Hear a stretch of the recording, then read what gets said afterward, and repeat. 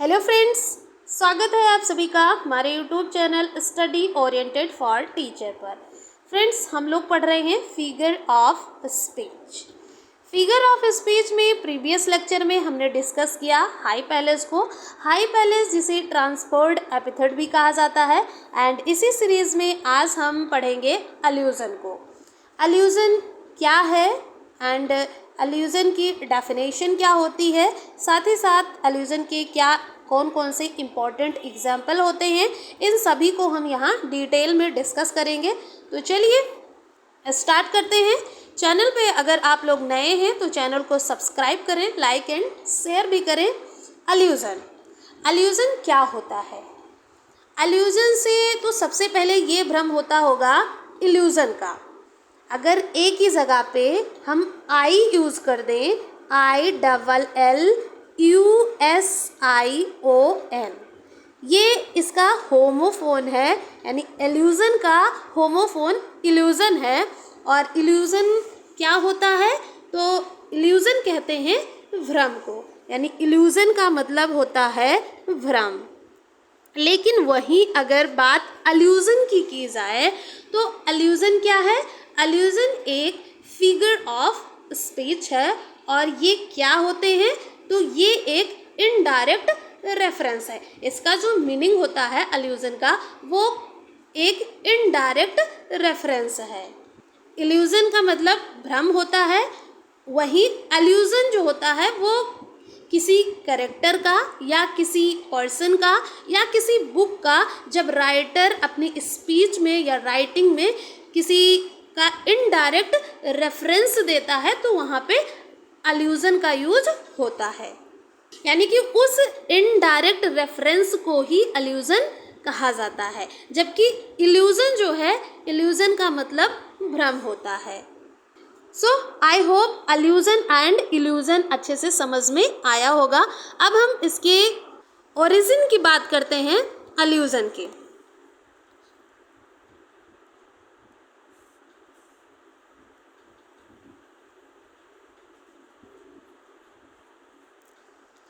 अलूजन जो है ये लैटिन वर्ड ल्यूडर से आया है। लैटिन वर्ड ल्यूडर, और जिसका मीनिंग होता है टू प्ले। जो ये ल्यूडर है इसके पहले एड लगा होता है, यानी एड प्रेफिक्स लगा हुआ होता है। और उसका क्या मतलब होता है? तो वो एड आता है टुगेदर के लिए, यानी कि साथ के लिए लगता है ऐड। तो ऐड एंड ल्यूडर का मतलब हुआ प्ले टुगेदर। ये इसका मीनिंग निकलता है।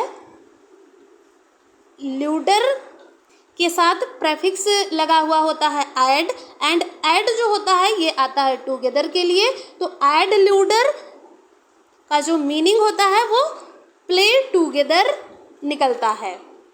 क्लियर है फ्रेंड्स? अब हम इसके डेफिनेशन की बात करते हैं। तो अलूजन जो है ये एक इनडायरेक्ट रेफरेंस है।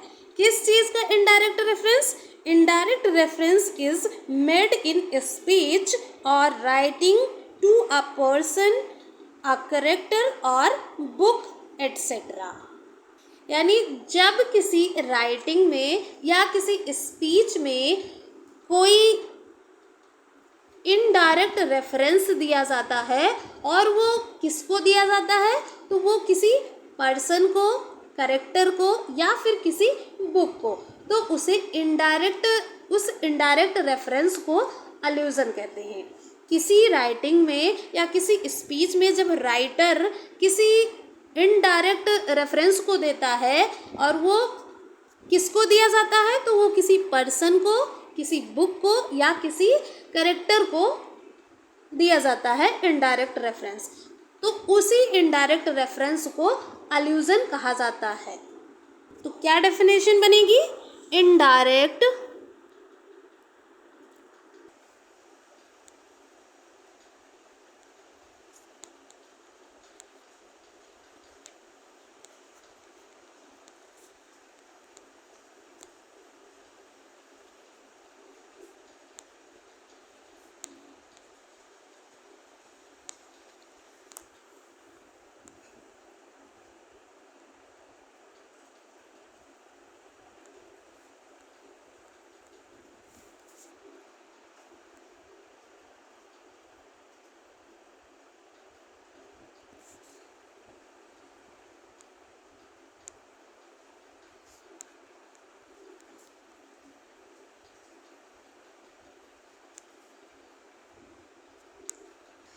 indirect reference is made in a speech or writing to a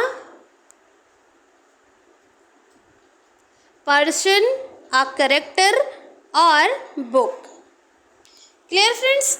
अगर सिंपल शब्दों में कहें तो it just a passing comment और पासिंग रिमार्क। तो ये केवल एक पासिंग कमेंट है या फिर पासिंग रिमार्क है।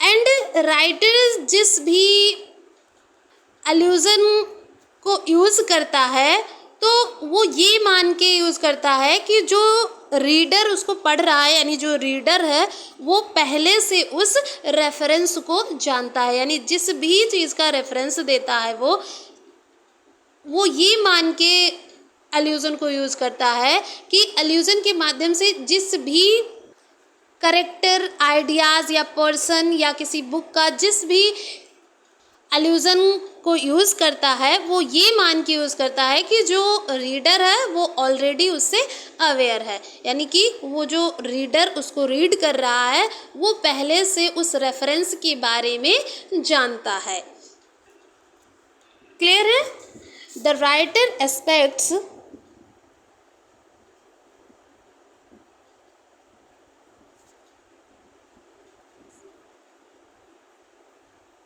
the reader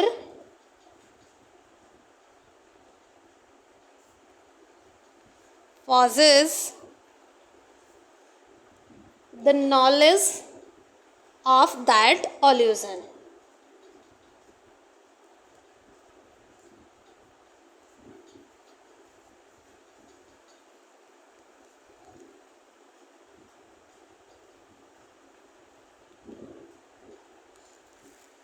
यानी कि ये मानते हुए राइटर एल्यूजन यूज़ करता है कि उसने जो एल्यूजन यूज़ किया है उसकी नॉलेज रीडर को ऑलरेडी है। तो एल्यूजन का मतलब होता है इनडायरेक्ट रेफरेंस, और ये लैटिन वर्ड ल्यूडर से आया है जिसका मीनिंग होता है प्ले टूगेदर। एंड जो इनडायरेक्ट रेफरेंस दिया जाता है वो किसको दिया जाता है? तो किसी पर्सन, बुक या करेक्टर को। एंड ये एक पासिंग कमेंट है, और जो जिस रेफरेंस को, जिस एल्यूजन को राइटर यूज़ करता है वो यह मान के यूज़ करता है कि राइटर जो यूज़ कर रहा है एल्यूजन वो रीडर को ऑलरेडी पता है। तो ये सभी बातें हुई एल्यूजन के बारे में। अब हम इसके एग्जाम्पल को करेंगे तो और अच्छे से समझ में आएगा। तो सबसे पहला ऑप्शन हमने लिया, एग्जाम्पल। क्या एग्जाम्पल है? This place is like the garden of Eden.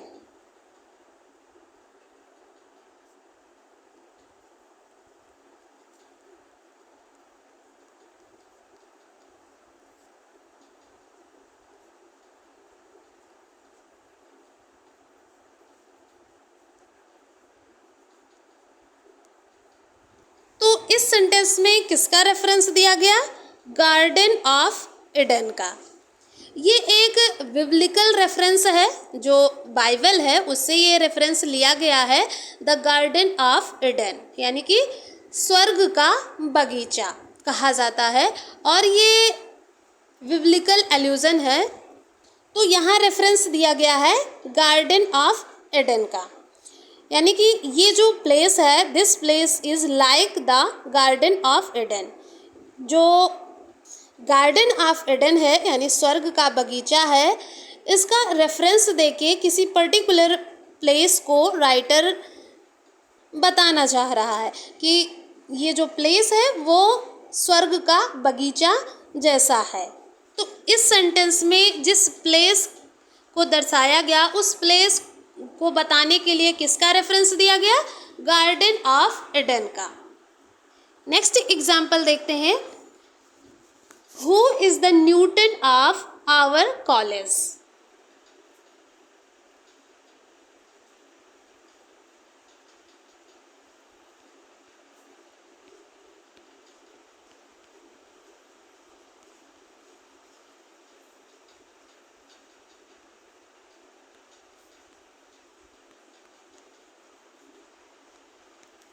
यानी कि हमारे कॉलेज का न्यूटन कौन है। तो यहाँ जो रेफरेंस दिया गया वो किसका दिया गया, न्यूटन का। एंड जो न्यूटन का रेफरेंस दिया गया ये किसी जीनियस स्टूडेंट के लिए दिया गया। ये जो रेफरेंस दिया गया न्यूटन का, न्यूटन एक बहुत बड़े साइंटिस्ट रहे हैं, तो न्यूटन के रेफरेंस से किसी जीनियस स्टूडेंट को बताया गया। एंड राइटर ने यहाँ पे न्यूटन जो रेफरेंस यूज़ किया वो ये मान के यूज़ किया कि जो रीडर होगा उसको न्यूटन के बारे में पता होगा। एक और एग्जाम्पल लेते हैं तो और अच्छे से समझ में आएगा। He was called Hamlet because of his procrastinating nature. He was called, वो कहा जाता था हैमलेट। क्या कहा जाता था, हैमलेट। हैमलेट को आप सभी लोग जानते होंगे because of his procrastinating nature।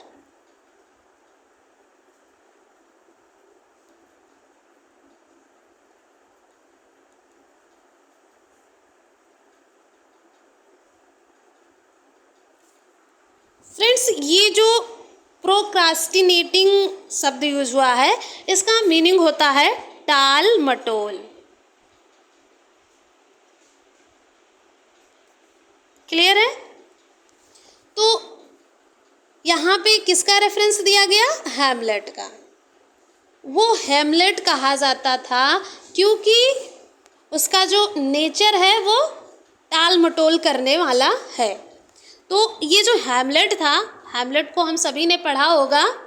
William Shakespeare का एक बहुत ही फेमस ट्रेजेडी रही है हैमलेट, जिसमें ये जो हैमलेट था ये दर्शाया गया था अपने प्रोक्रास्टिनेटिंग नेचर के लिए। तो वहीं से राइटर ने यहाँ रेफरेंस दिया है हैमलेट का कि किसी पर्सन को बताया कि वो हैमलेट कहा जाता है अपने प्रोक्रास्टिनेटिंग नेचर के लिए। तो जो हैमलेट रहा है वो एक प्रोक्रास्टिनेटिंग नेचर का रहा है, तो इसीलिए हैमलेट का यहाँ उस नेचर के लिए रेफरेंस दिया गया। एंड साथ ही साथ ये मान के यूज़ किया गया कि जो रीडर है वो हैमलेट के बारे में जानता होगा कि हैमलेट का प्रोक्रास्टिनेटिंग नेचर था। एक और एग्जाम्पल लेते हैं। The ship was sank like Titanic।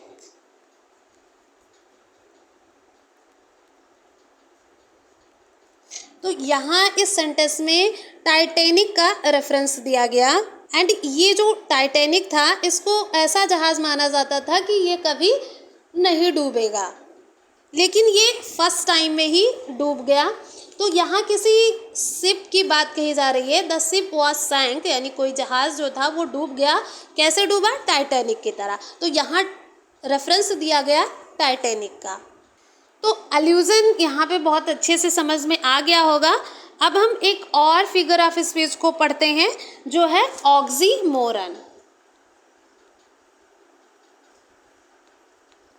Oxymoron जिसको हिंदी में कहते हैं विरोधाभास।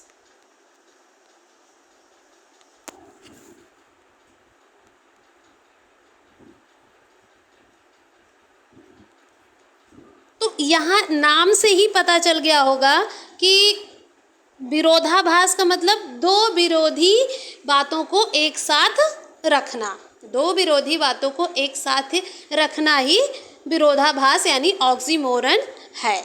एंड ये बहुत ही सिंपल, बहुत ही आसान फिगर ऑफ स्पीच है ऑक्सीमोरन। अगर इसको हिंदी में ये विरोधाभास पता है जिसको, तो वो आसानी से समझा जा सकता है कि विरोधाभास मतलब दो बातों को एक साथ रखना किसी सेंटेंस में, और वो दोनों कैसी हो, एक दूसरे से विपरीत हो, यानी कि एक दूसरे की उल्टा हो।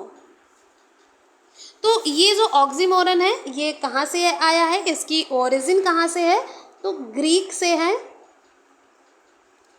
जिसका मीनिंग होता है pointly foolish, pointedly foolish, pointly नहीं होगा, पॉइंटेडली होगा, pointedly foolish. Oxymoron is a figure of speech that puts two opposite elements together. Oxymoron एक ऐसा फिगर ऑफ स्पीच है जिसमें दो ऑपोजिट एलिमेंट्स को एक साथ रखा जाता है। ये इसकी डेफिनेशन हो जाएगी, oxymoron is a figure of speech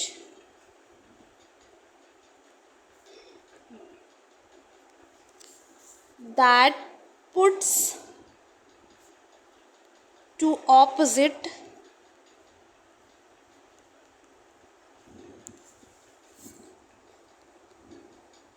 elements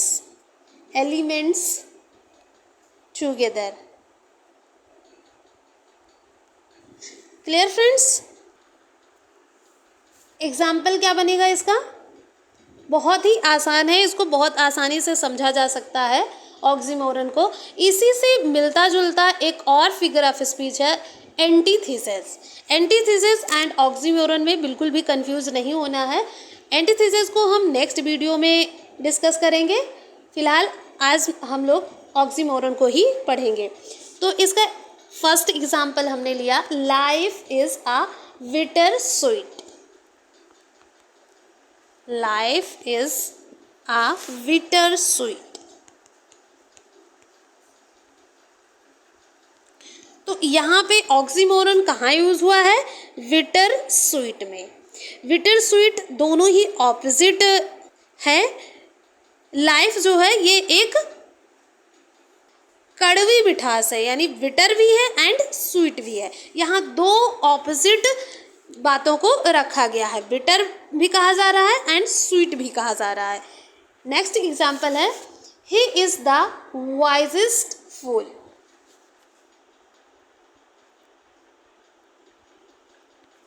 he is the wisest fool. तो यहाँ पे वाइजेस्ट भी कहा जा रहा है, सबसे ज़्यादा बुद्धिमान भी, एंड फूल भी। यहाँ पे फूट ना हो के फूल होगा, फूल। दो ऑपोजिट बातों को यूज किया गया, वाइजेस्ट एंड फूल। एक और सेंटेंस लेते हैं, he is regularly irregular.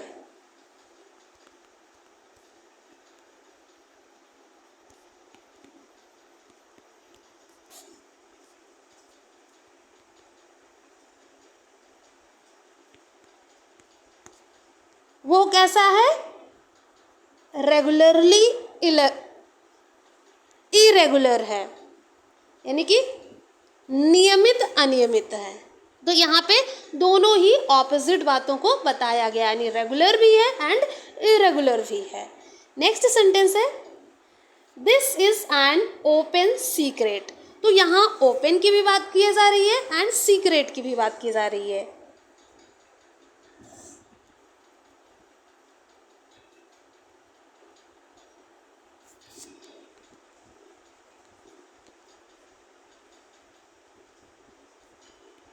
Open and secret. So oxymoron बहुत अच्छे से समझ में आ रहा होगा। एक और एग्जाम्पल लेते हैं, he is an innocent criminal. He is an innocent criminal. तो यहाँ पे कैसे पर्सन की बात की जा रही है, वो कैसा है, इनोसेंट भी है एंड साथ ही साथ क्रिमिनल भी है। तो ऑक्सीमोरन जो यूज हुआ है वो कहाँ पे यूज हुआ, इनोसेंट एंड क्रिमिनल में। Clear friends? एक और एग्जांपल लेते हैं, एंड हैविंग नथिंग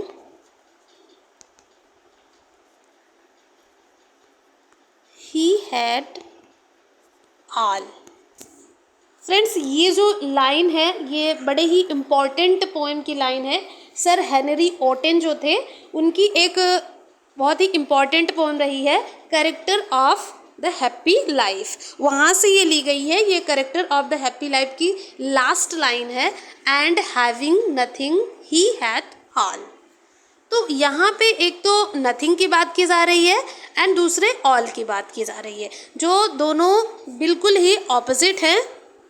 क्लियर है फ्रेंड्स? ऑक्सीमोरन, जिसका हिंदी मीनिंग होता है विरोधाभास, ये एक ग्रीक वर्ड से आया है और जिसका मीनिंग होता है पॉइंटेडली फुलिश। ऑक्सीमोरन एक ऐसा फिगर ऑफ स्पीच है जिसमें दो ऑपोजिट एलिमेंट्स को एक साथ यूज़ किए जाते हैं। तो यहाँ पे हमने ऑक्सीमोरन एंड अल्यूजन को डिस्कस किया। नेक्स्ट वीडियो में हम नेक्स्ट फिगर ऑफ स्पीच को डिस्कस करेंगे। तो आज के लिए इतना ही। Thanks for watching this video.